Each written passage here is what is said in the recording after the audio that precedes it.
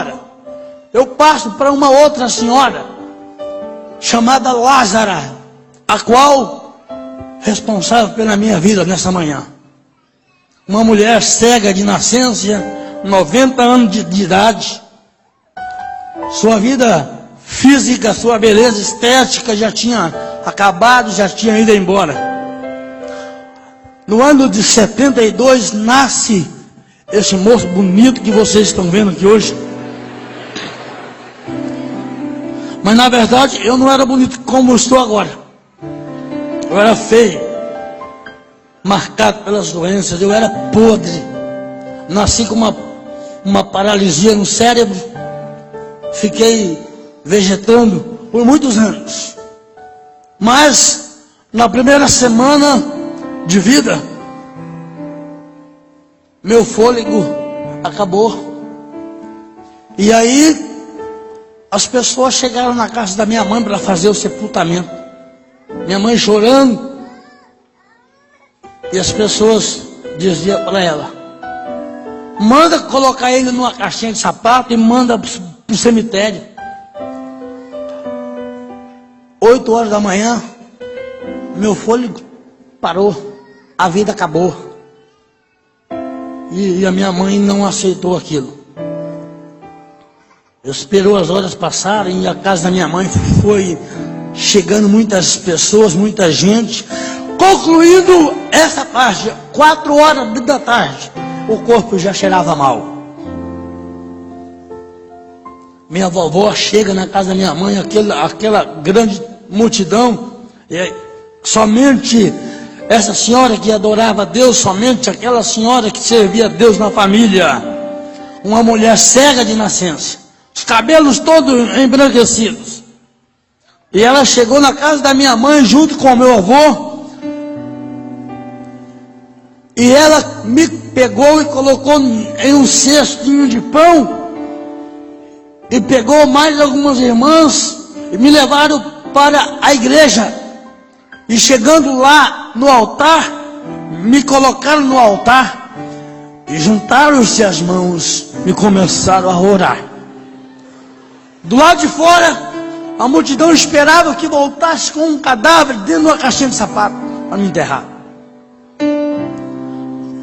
As pessoas diziam: ah, mas a senhora vai perder seu tempo. Mas a minha avó dizia: não, 40 anos que eu sigo o evangelho, 15 anos eu orei pela vida do meu neto,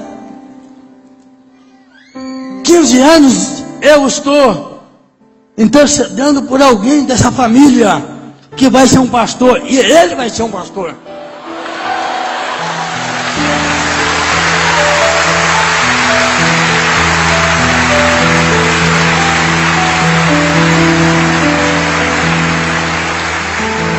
E agora, as irmãs começaram a orar. E agora, perto das 7 horas da noite, uma das irmãs olha para minha avó e diz assim: dona Lázara, não dá mais. Vamos fazer a última oração? E agora, juntaram-se as mãos e começaram a orar. De repente, começaram a ouvir o grito e o choro daquela criança.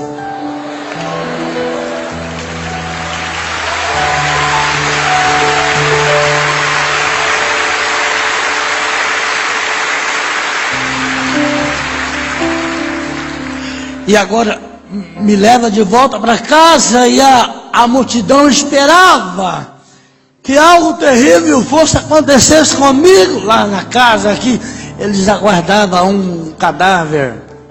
E agora minha avó comigo, com as irmãs, eu no colo de uma daquelas senhoras, e me entrega no braço da minha mãe. E a multidão teve que levantar a mão e falar assim: esse Deus que essa vovó serve é um Deus que ressuscita morto.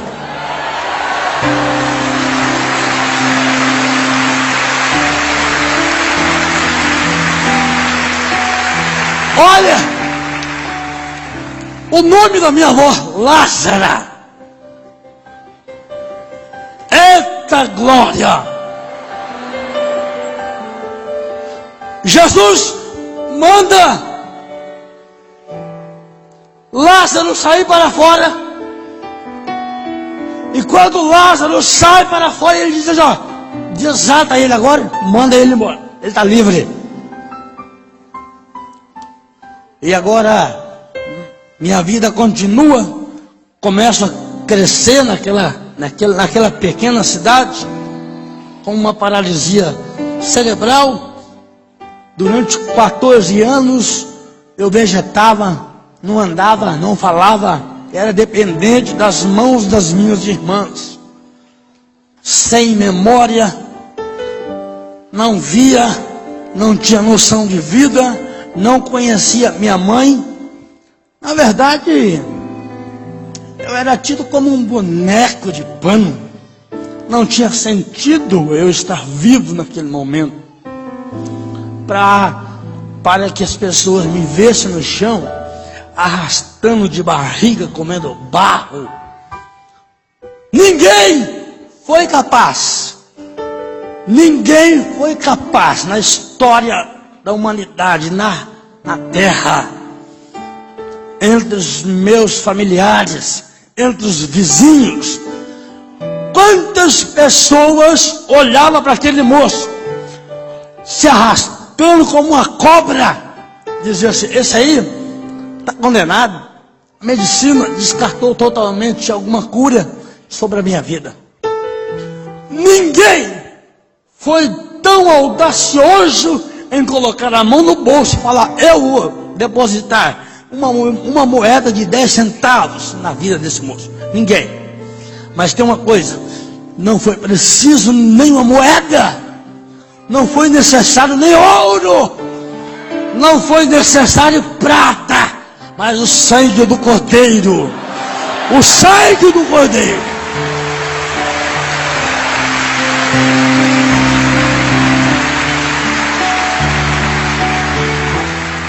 A casa daquela senhora era marcada por aquele moço excepcional, o Marcos da Pai, garotinho deficiente, moço que estudava na escolinha especial, fazendo aulas com os fisioterapeutas, com os psicólogos, com os professores especiais. Então as pessoas tinham vergonha, tinham receio de chegar perto daquela casa, porque aquela casa era marcada.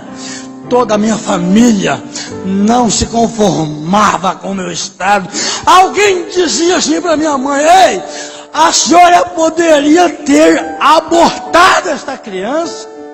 Alguns homens que testemunharam, que gravaram um vídeo no meu site, que está lá, disseram assim, olha, para mim Deus errou em colocar esta criatura no mundo, porque nós conhecemos ele, nós acompanhamos toda a história do Antônio Marcos, vivia aí jogado pelas calçadas da casa da sua mãe. Ninguém tinha coragem de pegar esse menino, ninguém tinha coragem de pelo menos falar uma palavra profética para abençoar esta criança. Os anos começaram a passar. 14 anos, sem vida, não pensava, comia quando me dava, tomava água se alguém colocava na minha boca. Para mim, não sentia dor, poderia beliscar, eu não sentia dor, na verdade eu não vivia. Na verdade, meu corpo estava no chão, mas não tinha nexo, não tinha sentido eu estar daquela forma. Os médicos, minha mãe me colocava no seu colo, me levava lá no doutor, o doutor me mandava embora para casa e falava para minha mãe, olha, a senhora tem que se conformar com isso, porque é uma cena de Deus, é uma cruz que a senhora vai carregar. E minha mãe voltava para casa com o coração triste. Mas numa bela manhã, meus avós chegam na minha casa, e meu avô, particularmente, ele vê aquela cena dramática daquele moço se arrastando no chão da casa da minha mãe, comendo os barros da casa. Porque as casinhas no sul, antigamente, muitas delas o chão era de barro branco, e muitos de vocês sabem disso. Então, me viam comendo barro, sem roupa. Eu era, na verdade, eu não era nada. E meu avô chegou na casa da minha mãe, contemplou aquela cena dolorida, e ele disse: não, acabou, eu não aguento mais de ver essa cena, de contemplar o meu neto nessa situação. Eu vou para a cidade hoje, eu vou mandar fazer para o meu neto uma cadeira de rodas para ele, eu vou mandar fazer para o meu netinho 2 pares de amuleta para ele, porque pelo menos vai nos tirar dessa angústia, desse sofrimento. Olha o estado desta criança. Mas a minha avó levantou e disse para o meu avô: Manuel, eu não quero nada disso na vida do meu neto, porque eu sirvo Deus real. E agora ela disse assim: olha, eu estou orando por ele, e Deus tem falado no meu coração que ele vai ser um homem, e Deus vai confundir a medicina.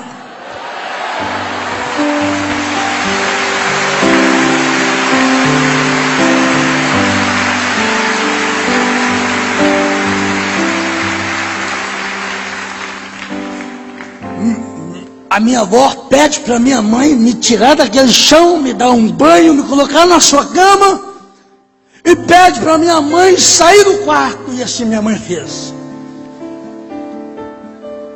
Minha avó, com a sua bengalinha, 90 anos, olha que lição, é família,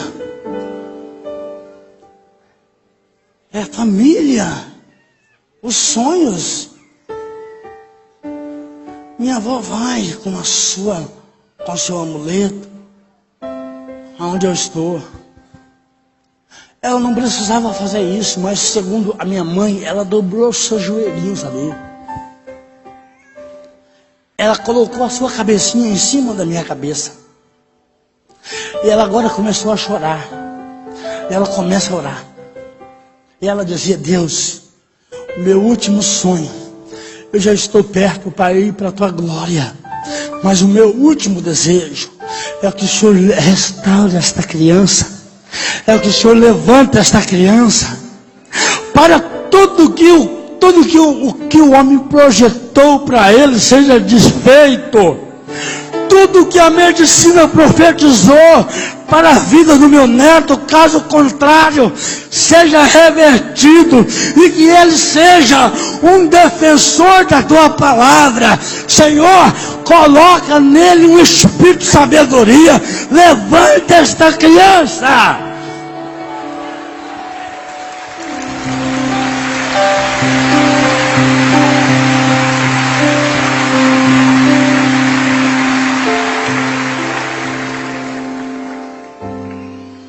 Uma semana passou, minha mãe foi colher café. 9 horas da manhã, mandaram chamar minha mãe.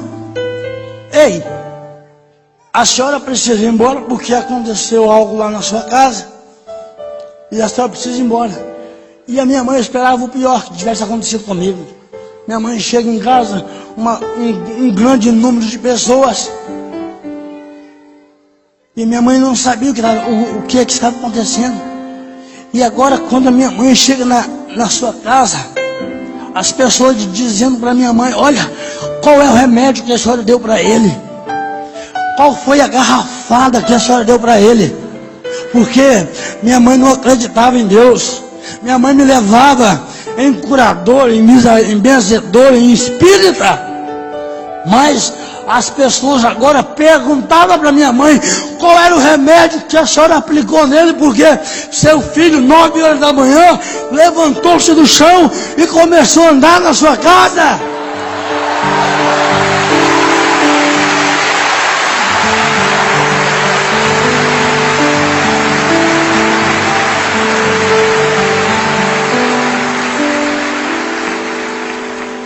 E a minha mãe dizia: olha, eu não sei de nada do que vocês estão falando, eu não sei de remédio nenhum.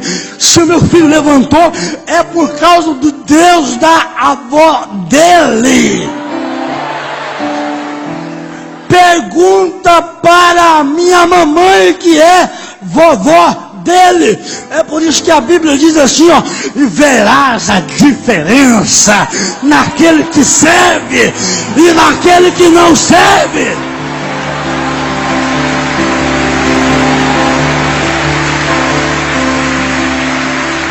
Agora, o que eu acho importante é que uma senhora como aquela era a última pessoa a ser consultada, uma cega. A última pessoa. Quem pode esperar alguma coisa de uma pessoa como a minha vovó? Ah, nada. Deus deixou de usar o médico para usar a minha avó.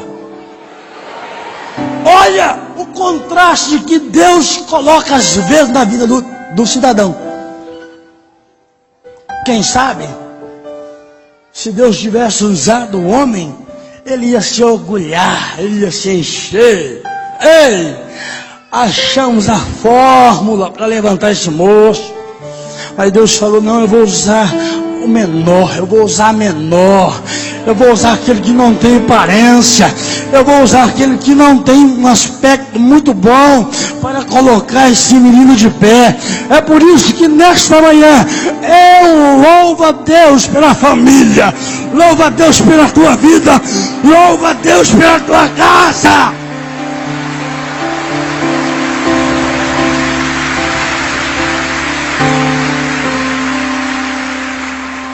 Aí eu comecei a andar, 4 ou 5 passos, caía muito, não parava quase em pé, não falava, a língua enrolada, o pescoço tombado, a perna maior do que a outra, 7 centímetros, os braços mole, ainda não conseguia pegar um copo com água, não segurava nada sobre as minhas mãos, ainda não conseguia entender nada devido à minha memória.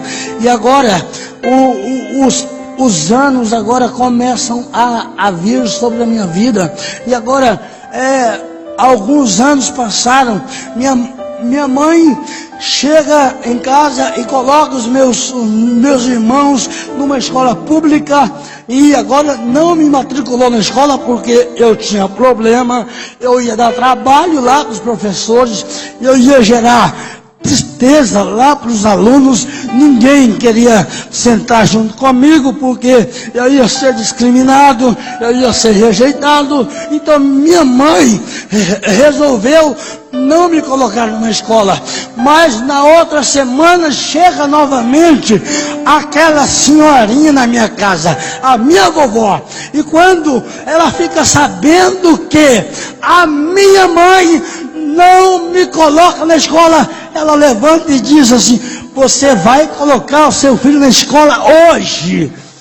E a minha mãe diz: não, mamãe, eu não posso fazer isso, ele começou a andar ontem, eu não tenho condições de pôr ele na escola. Minha avó disse: você vai pegar uma das suas filhas e vai levar ele para a escola. Minha mãe obedeceu minha avó, mandou que uma das minhas irmãs me levasse para a escola, mas na verdade eu não sabia nem quem eu era, nem onde eu estava. E me levaram para aquela sala e me deixaram lá. E eu acredito que o tempo começou a passar dentro daquela sala, mas de repente agora eu começo a ouvir uma voz. Essa voz saía de mim, saía das minhas entranhas, me chamava de meu filho. Meu filho, levante a sua cabeça. E eu, não que eu estava vendo alguma coisa não, mas eu comecei a obedecer o comando da voz. Levante a sua cabeça. E agora o Espírito Santo, eu creio que Ele mesmo começava a levantar a minha cabeça. Levantei a cabeça naquela manhã e me deparei com uma claridade, uma luz. E agora aquela voz já partia daquela luz. De dentro daquela luz saía aquela voz que dizia: meu filho, meu filho. Olha, eu costumo dizer que lá em Gênesis capítulo 1, versículo 1, 2, 3, 4, diz assim: no princípio criou Deus os céus e a terra, havia trevas sobre a face do abismo, o Espírito de Deus pairava sobre as águas, e disse Deus: haja luz, e houve luz. Olha, Deus transporta a mesma luz para a sala de aula, me chama de meu filho, me manda levantar a cabeça. Lá ele diz assim: ó, haja luz. Naquela manhã ele disse assim: ó, haja cérebro, haja memória, haja sabedoria, haja despertamento.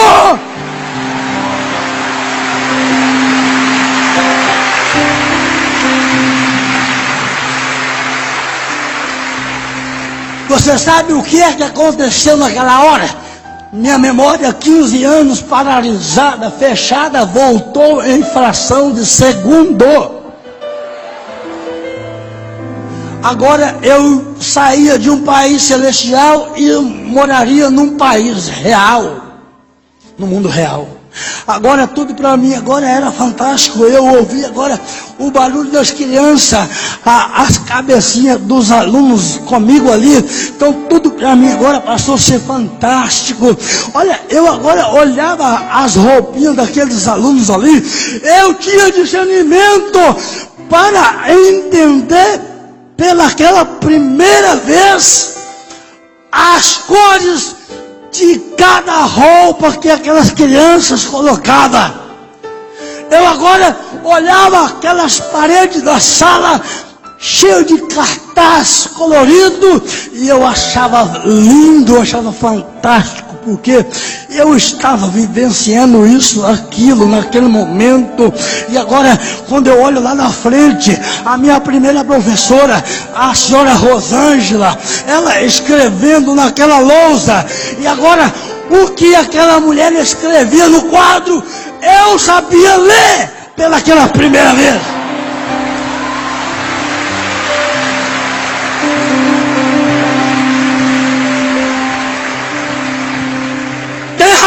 A nossa irmã expressar dessa forma: Deus é aquele que tira a vida e também da vida ele abate, mas também exalta.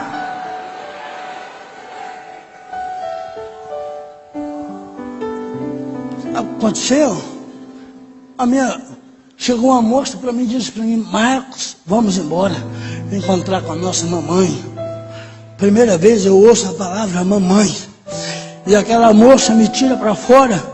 E quando eu chego lá fora, eu começo a ver um mundo diferente.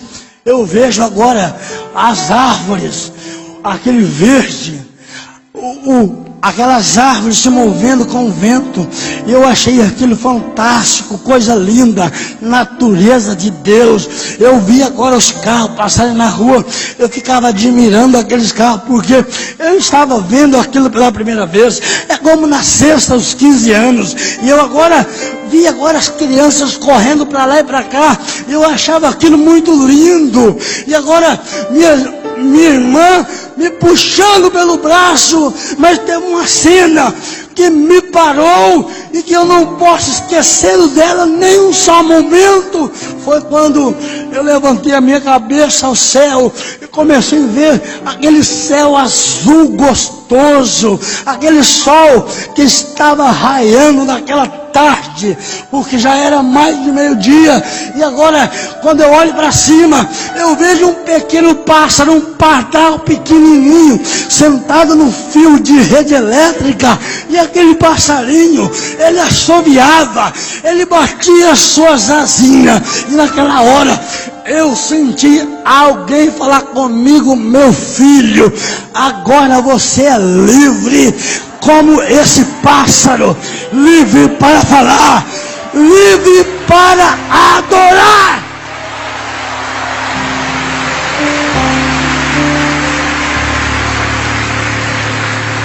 João 8,36 diz assim: ó, se pois o Filho vos libertar, despertar, verdadeiramente sereis livres.